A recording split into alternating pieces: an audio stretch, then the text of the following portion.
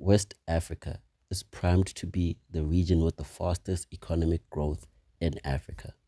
About 9 of the fastest growing economies in the world are in Africa, and 5 of those 9 are West African. This video will show how the Alliance of Sahel states specifically, but West Africa generally, will be the leader for economic growth, technological development, and proper governance for the next 10 to 20 years in Africa. Like most underdeveloped African countries and regions, low-level mining and agriculture are the core economic outputs in these countries. But with newfound independence, nationalization, beneficiation, and a lot other projects have been established. So we will zoom into Burkina Faso and list all the projects that the new leader, Cpt Ibrahim Traore, has established or reignited during the past 3 years of his leadership and presidency. With humans being the most important resource, at least 1 million people have moved back to Burkina Faso since the takeover, and with that, 400 schools have been reopened to allow children access to education.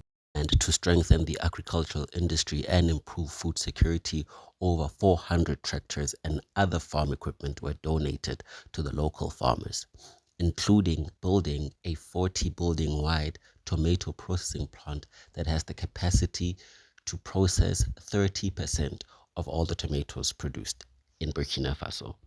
Also, for the first time ever in Burkina Faso, grape and wine farms, decanter farms in Burkina Faso, while cultivating 100 tons of tilapia in the Samdeni Dam.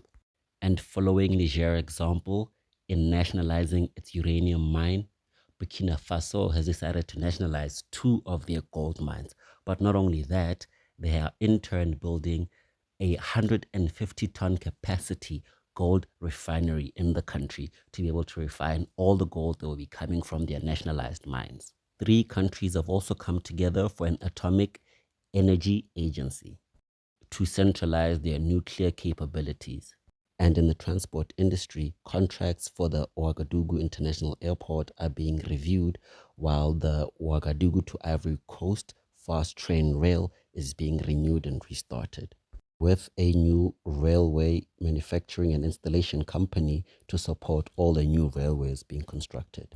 And staying in construction, a new cement factory and new brick-making factories have been established. This will coincide with over 600 kilometers of road rehabilitation and 300 kilometers of new road construction.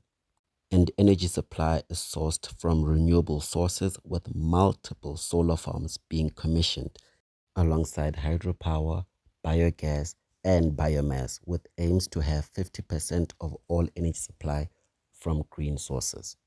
And in the health sector, the president donated a huge consignment of 1,900 solar fridges, 110 electric fridges, 13 refrigerated trucks, 15 mobile clinics, state-of-the-art with 200-liter water tanks, 34 kilowatt generators, 835 tablets, and so on and so forth. And last but not least, there is an establishment of the Burkina Faso Satellite Agency. And the reality is, these are just the projects that I could find and verify, knowing very well how the Western media is trying to suppress all the good information coming out of Burkina Faso. And how are they funding this, you might ask? Most of this is funded by the African Development Bank, the West African Development Bank, ECOWAS Development Bank, and Burkina Faso has established a nationalized local state-owned bank in order to facilitate all of the finances coming in and out of Burkina Faso, as they are cutting all ties with the francophone CFA franc currency.